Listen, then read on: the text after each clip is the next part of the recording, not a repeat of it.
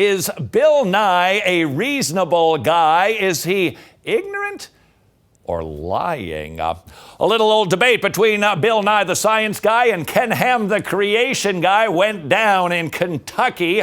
Bill Nye on the defensive when Ken Ham said, hey, you're confusing terms. You keep talking about science as if it covers things that get done in a laboratory that are observable, verifiable, repeatable, testable with events that happened in the past. Ken Ham pressed the issue, stating, hey, I'm all about science, inventing stuff, coming up with cures for diseases, verifiable, testifiable, observable, repeatable. That's science. But going back to the past to try to figure out what happened supposedly millions of years ago, that's not observational science. That is historical science. Bill Nye used a TV show to fire back. And on CSI, there is no distinction made between historical science and observational science. These are constructs unique to Mr. Ham. We don't normally have these anywhere in the world except here. Natural laws that applied in the past apply now. That's why they're natural laws. That's why we embrace them. That's how we made all these discoveries that enabled all this remarkable technology.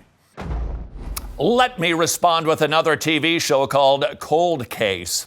Cold cases are over 72 hours old, where our modern day observational science does not help us. Why? Because we can't go back more than but a few days to try to figure out what happened then.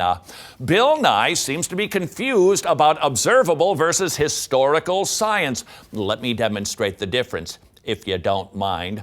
This is a television set. I can open it up. I can even look behind and go, there's a brace on there connecting it to this pillar. I know how this thing works. I know how and why it got attached to this pillar. But that's as much as I can tell you. I can't tell you where this TV came from. I can't tell you how it was delivered to this building. I can't tell you through which door it was carried. I can't tell you who carried it or how they carried it. Why? Because there's no observational science that helps me with historical events. Bill Nye, if he's a reasonable man, he should understand that distinction, but he doesn't. Why? Is it because he's ignorant, or is he simply lying? Bill Nye tried to undermine creation and the biblical account of origins by bringing out some very Googleable demonstrations that supposedly undermine the biblical account of creation, but all you need to do is go to YouTube to figure out that ain't true. My scientific colleagues go to places like Greenland, the Arctic, they go to Antarctica, and they drill into the ice with hollow drill bits. It's not that extraordinary. Many of you have probably done it yourselves, drilling other things, hole saws to put locks in doors, for example. And we pull out long cylinders of ice, long ice rods. And these are made of snow. And by long tradition, it's called snow ice. And snow ice forms over the winter as snowflakes fall and are crushed down by subsequent layers. They're crushed together and trapping the little bubbles. And the little bubbles must needs be ancient atmosphere. There's nobody running around with a hypodermic needle squirting ancient atmosphere into the bubbles. And we find certain of these cylinders to have 680,000 layers. The accusation, there's 680,000 layers. In other words, there have been 680,000 winters and summers. Duh! The Earth couldn't possibly be 6,000 years old. Any knucklehead could do that math. While I'm watching this debate, I started doing some math myself. The same fellow who just told you there are supposedly 680,000 years that we can determine through ice drilling told us that the Earth has actually been around about 4 billion years. Why are there only 680,000 layers?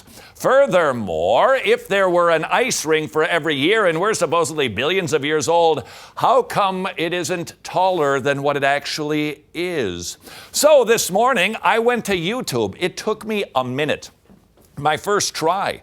I simply typed in ice rings explanation. Do you know that in 1942, a lost squadron crashed in Greenland? During World War II, U.S. airplanes went down. They were buried underneath ice, couldn't find them.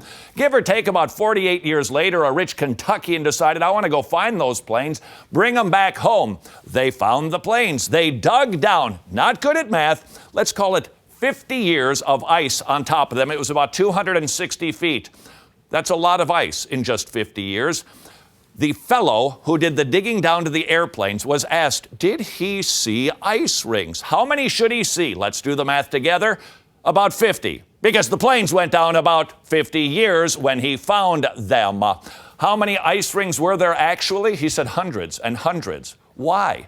Because ice rings don't represent a winter and summer cycle. An ice ring represents when it gets to a certain temperature, it gets a little warmer, it melts a little bit, it gets a little colder, it freezes a little bit. I found that in a minute. Why didn't Bill Nye find that before he presented that information? Is Bill Nye a reasonable guy? Is he ignorant, or is he just plain lying?